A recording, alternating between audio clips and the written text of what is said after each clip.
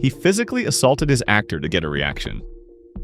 The next take was described as terrifying. The fear you see on screen isn't just acting. It's the genuine shock of a young man who was just struck by his director. Number 4. The real-life addiction. The darkness wasn't just on screen. For some of the young cast, it was devastatingly real. At the time of filming, Corey Feldman, who played the tough vampire hunter, Edgar Frog, was deep in a cocaine addiction. The situation was so bad that he arrived on set one day coming down from a binge and kept dozing off between takes. An enraged Joel Schumacher fired him on the spot. It was only after Feldman apologized the next day that he was rehired. The kid on screen pretending to fight monsters was fighting a very real and far more dangerous monster in his own life. You afraid to face me, David? Huh? Number 3. The unseen horror. Many have analyzed the film as a dark allegory for the sexual abuse of children. A charismatic older man, Max, and his surrogate son, David, preying on and corrupting vulnerable lost boys. This subtext becomes horrifyingly real when you learn that multiple actors from the film, including Corey Feldman and Alex Winter, later came forward as survivors of assault during their time as young actors in the entertainment industry.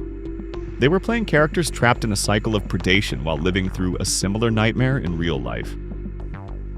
The film's ultimate villain, Max, runs the local video store, a chilling, if coincidental, symbol for the film industry itself being the source of the horror. It was you I was after all along, Lucy. Just like one big happy family. Number 2. The evil that survived. In the film's climax, David is impaled on a pair of antlers. But unlike the other vampires, he doesn't explode or disintegrate. He just hangs there, wounded. This was a deliberate choice.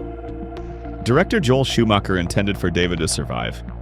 He planned a sequel called The Lost Girls, where the most charismatic and dangerous of the vampires would return.